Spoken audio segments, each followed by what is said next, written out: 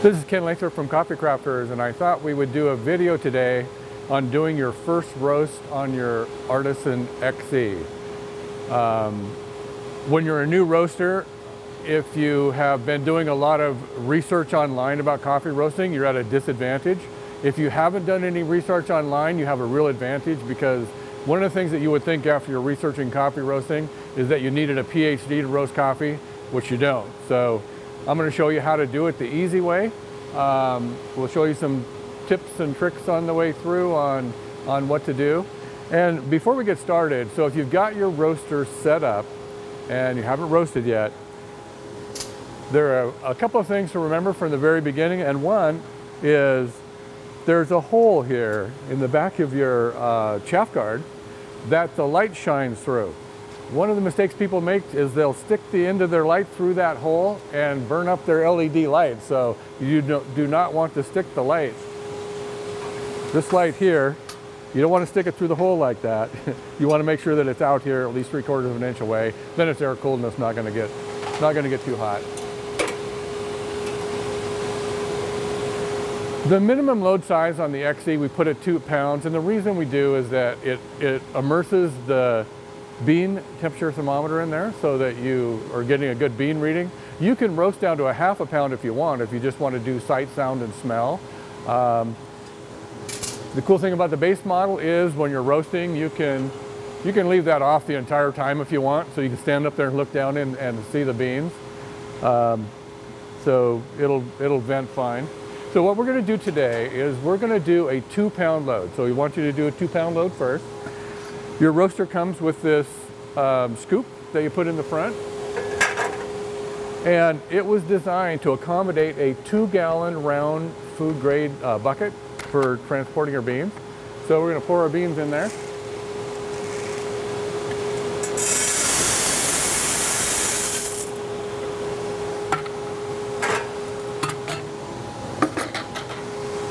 So before you start roasting your first batch, one of the things you want to do is leave the cover off and then practice establishing the loft, because there are a few basic principles in roasting with fluid bed roasters, and one of the things is you never let the loft stop.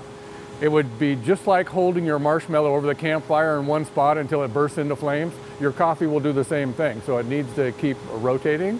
We want to establish the 3 to 5 inch loft, and you're going to see me during this roast cycle as the beans roast. They will up to double in size and lose 15 to 20% of their weight, and they'll start lofting higher.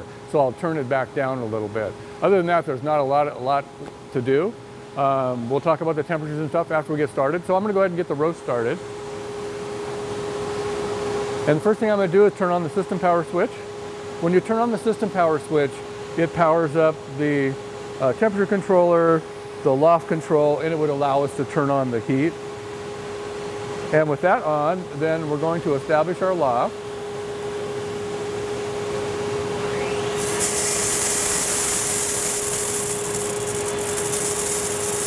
So one of the things you'll notice is that it takes more air to establish the loft than it does to maintain it. So it's normal.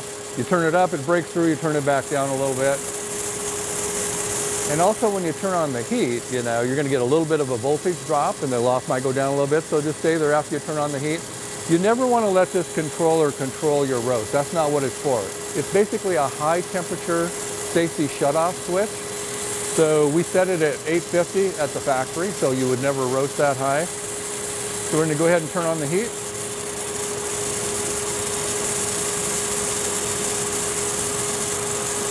And we're roasting. One of the things when your roaster is new and you're doing your first roast, this thermometer and the probe that you have, we have a prototype probe in here that we'll have in future models. So if you get your roaster after the first of the year in 2022, it'll probably have the new probe. But you want to make sure that you calibrate it, because the probes and thermometers are notorious for being inaccurate. And we solved that problem by putting in a thermometer that has an adjustment screw. So there'll be instructions in your thermometer here, but if you get in there close, Bryce, you can see that there's an H there for the high temperature adjustment.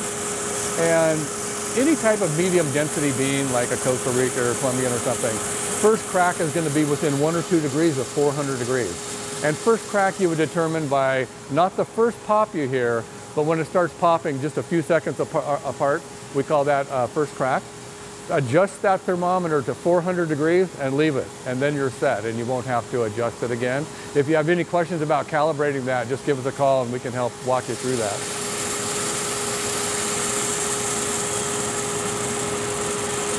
So you're going to look in the book, and one of the things that you're going to find is recommendations for where to set your temperature. Now I set this temperature on this 2-pound load at 5.5, and I'm not going to let my roast air temperature get over 650. So if it gets up above 620, 630, 640, I'm going to turn it down a little bit. I like to roast about 620. Every roaster is going to be different. So those recommendations in the book are just a place to get started. So one of the things I do like looking at the roast air temperature here, which I'm already at 600 and it's going up. I turn that back down to 5 because I'm going to want it to kind of stabilize. And it's going to hold about right there. It's going to jump back and forth a few degrees. And so we're basically roasting. On the bean temperature thermometer, when you're doing your first roast, what you want is you want that bean temperature to steadily go up, but not 2 degrees a second or anything. 1.5 degrees per second, whatever. Start your timer when you're doing your first roast, and you want to start experimenting and logging what your setting was, how long it took to roast, because you want to park that total roast time in the 8 to 12 minute window.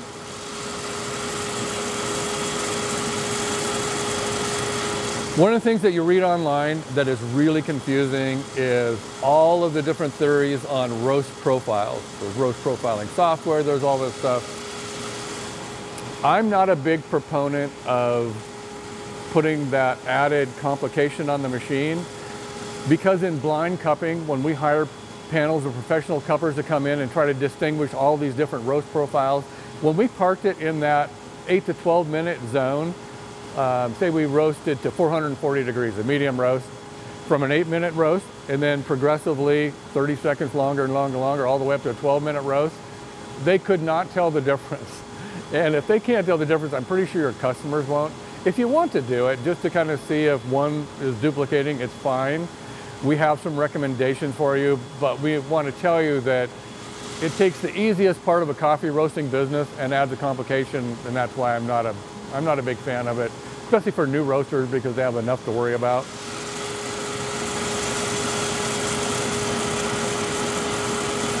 So our roast is already at 366 degrees. And so it's progressing fairly fast. This is going to be about an 8.5 minute roast. And again, we haven't put the cover back on because you can look inside and see what's happening. If you keep your chaff guard clean and your hopper clean, the light shining through, reflecting off the stainless steel, will make it a lot brighter in there.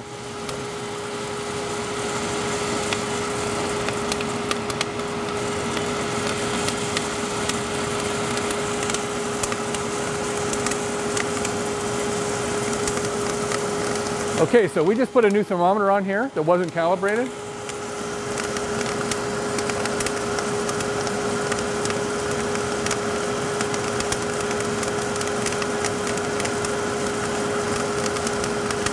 And first crack came at 394, so I just turned it up 6 degrees.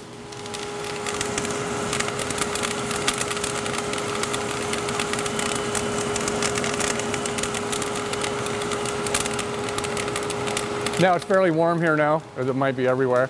So it's roasting pretty hot this morning. I turned it down to about 4.5. My heat climbed above 660, which is a little warmer than I like.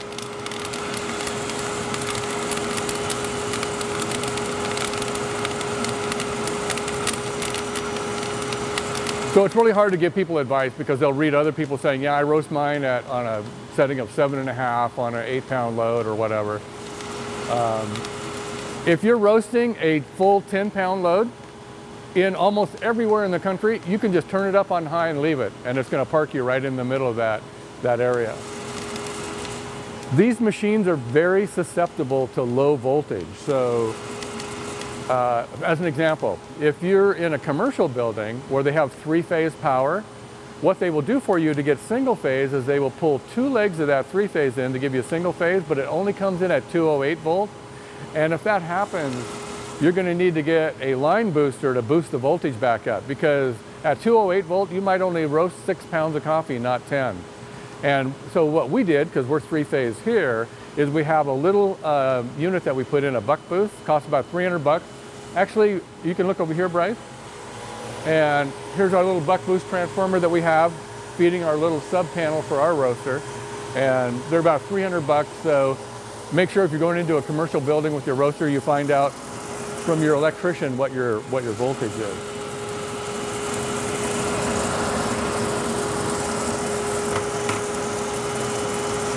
All right, so we're going to dump this out now because it's done.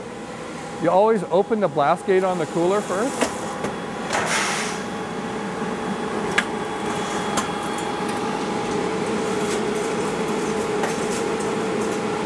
That's going to cool in about 90 seconds, usually it takes. We roasted that to about 455 degrees.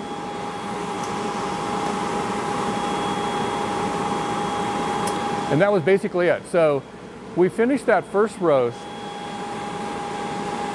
I'm going to turn off the roaster, but if you want to do back-to-back roasts, you can put your next roast in while this one's cooling. So there's plenty of suction for both of them. Just want to make sure that when your beans are cool, which they're already cool, close that blast gate, and we're done roasting, so take out some of the noise.